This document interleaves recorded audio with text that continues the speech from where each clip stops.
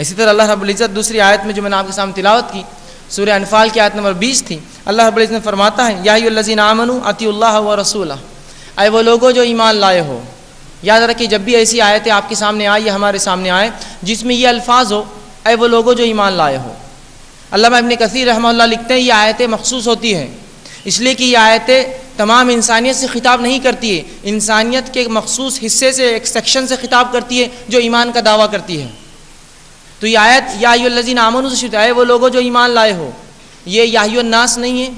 یا اس طرح یا اہل الکتاب کا تذکرہ نہیں ہے، یا بنی آدم کا تذکرہ نہیں کیا جا رہا، یہاں بالخصوص انسانوں میں وہ لوگ جو اللہ پر ایمان کی بات کرتے ہیں رب العزت ان سے خطاب کرتا ہے۔ تو جب بھی علامہ ابن کثیر لکھتے ہیں کہ جب بھی ایسی آیتیں ہم سنیں یا ایھا الذین آمنوا بغور سنیں، اس لیے کہ ہم سے خطاب ہے، اور اس کے بعد کا احکام ہمارے لیے بہت زیادہ اہم ہے، اس لیے کہ وہ کریں گے تو ہم ایمان والے رہیں گے، اگر اس کا عمل نہ ہوا تو یہ خطاب ہم سے نہ ہوا، ہم ایمان والے نہ رہے۔ تو یہاں بھی اللہ فرما رہا ہے اے وہ لوگوں جو ایمان لائے ہو، یا ایھا الذین آمنوا اطیعوا اللہ ورسولہ، اطاعت کرو اللہ کی اور اس کے رسول صلی اللہ علیہ وسلم کی۔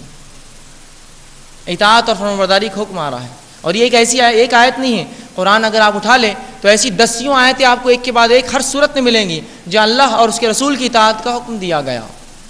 تو یہاں اللہ رب العزت فرماتا ہے اطیعوا اللہ ورسولہ ولا تولوا عنہ وانتم تسمعون، اور اللہ اور اس کے رسول کی اطاعت کرو اور سننے کے باوجود منہ پھیر کر نہ جاؤ ان کی بات سے،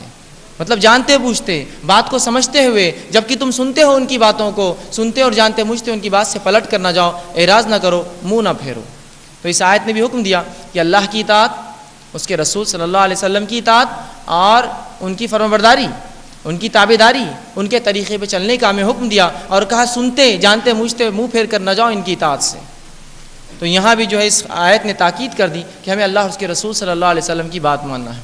دیگر انبیاء و رسول جو رسول اللہ صلی اللہ علیہ وسلم سے پہلے مبعوث ہوئے، پہلے آئے، یہ خصوص ہوتے، مخصوص ہوتے کسی قوم کی طرف، ان کا پیغام ایک وقت تک ہوتا، اور یہ نبی ایک مخصوص حصے کے لیے آتے ہیں انسانیت کی، لیکن رسول اللہ صلی اللہ علیہ وسلم کا معاملہ دوسرے انبیاءوں سے ہٹ کر ہے۔ یہ بات میں نے آپ کے سامنے رکھی تھی، یہ بات آپ اور ہم جانتے ہیں کہ رسول اللہ صلی اللہ علیہ وسلم کو اللہ رب العزت نے فرمایا وما ارسلناک الا رحمۃ للعالمین، کہ اے نبی ہم نے آپ کو تمام انسانیت کے لیے رحمت بنا کر بھیجا۔ تو رسول اللہ صلی اللہ علیہ وسلم انسانوں کے لیے بھی رحمت ہے، ان کے بھی نبی ہے، کہ تو عالم میں یہ بھی شامل ہے۔ رسول اللہ جنوں کے بھی نبی ہے، رسول اللہ صلی اللہ علیہ وسلم چرند اور پرند کے بھی نبی ہے، رسول اللہ صلی اللہ علیہ وسلم تمام مخلوقات جو بھی عالم میں ہیں ان تمام کے نبی ہے، اور اس کی وضاحت ہوتی ہے احادیث شریفہ سے۔ رسول اللہ صلی اللہ علیہ وسلم کی کئی احادیث آپ سنتے ہیں، ایک ممبر تھا جو ایک کھجور کے درخت پہ بنایا گیا تھا، رسول اللہ صلی اللہ علیہ وسلم اس پر کھڑے ہو کر جو ہے خطبہ دیا کرتے، اور یوں ہوا ایک بار کہ رسول اللہ نے اپنا ممبر کی جگہ بدل لی، تو عمر ابن خطاب اور ابوبکر صدیق فرماتے ہیں کہ وہ جھاڑ رونے لگا اور اس کی سسکیاں ہم سن رہے تھے۔ رسول اللہ نے حکم دیا اسے لا کر واپس یہاں لگا دو، ہم نے اس جھاڑ کو لا کر جو ہے رسول اللہ جہاں ممبر رکھا تھا وہاں لا کے لگا دیا۔ تو آپ ایک جھاڑ کے بھی نبی ہیں۔ یہ واقعہ بھی آپ نے سنا، مسلم کی حدیث، رسول اللہ صلی اللہ علیہ وسلم کے پاس جو ہے ایک شخص نے کہا اللہ کے رسول یہ میرا اونٹ بات نہیں مانتا، میری نافرمان ہے یہ۔ رسول اللہ اس کے پاس گئے اور اس اونٹ نے رسول اللہ کی جو ہے کان تک اپنا منہ لایا اور کچھ بات کہی۔ رسول اللہ نے کہا، اس نے مجھ سے کہا ایک جو ہے تمہاری جو ہے کمپلین کی کہ تم جو ہے فجر کی نماز میں کوتاہی کرتے ہو اس لیے تمہاری بات نہیں مانتا، تو تم وہ چھوڑ دو کوتاہی، یہ تمہاری بات مانیں گا۔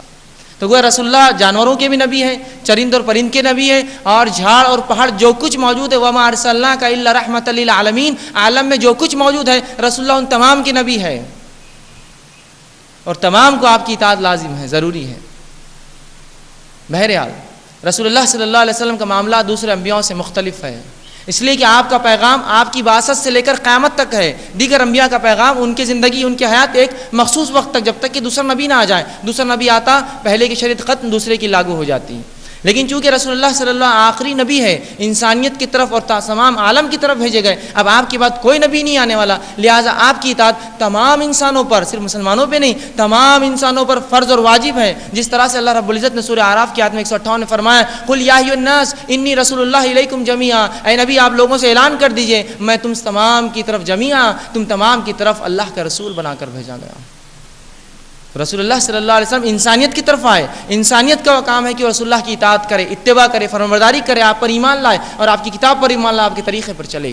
تو جب انسانیت کو یہ حکم ہے تو مسلمانوں کو یہ حکم اور بڑھ چڑھ کر ہے، اور زیادہ اولا ان پر واجب ہوتا ہے یہ عمل کہ جب انسانیت کو حکم آ رہا ہے کہ رسول اللہ کی اطاعت کرو، تو یہاں مسلمانوں پر تو بڑھ چڑھ کر یہ بات اور زیادہ لاگو ہوتی ہے، چونکہ ہم نے ایمان کا دعویٰ کیا تو لہٰذا ہم پر یہ بات زیادہ واجب ہوئی۔ تو رسول اللہ صلی اللہ علیہ وسلم کا عمل اسے سنت کہا جاتا ہے، اور وہی ہمارا آج کا عنوان ہے، سنت کیا ہے۔ اب سنت کیا ہے جان لیجئے۔ رسول اللہ صلی اللہ علیہ وسلم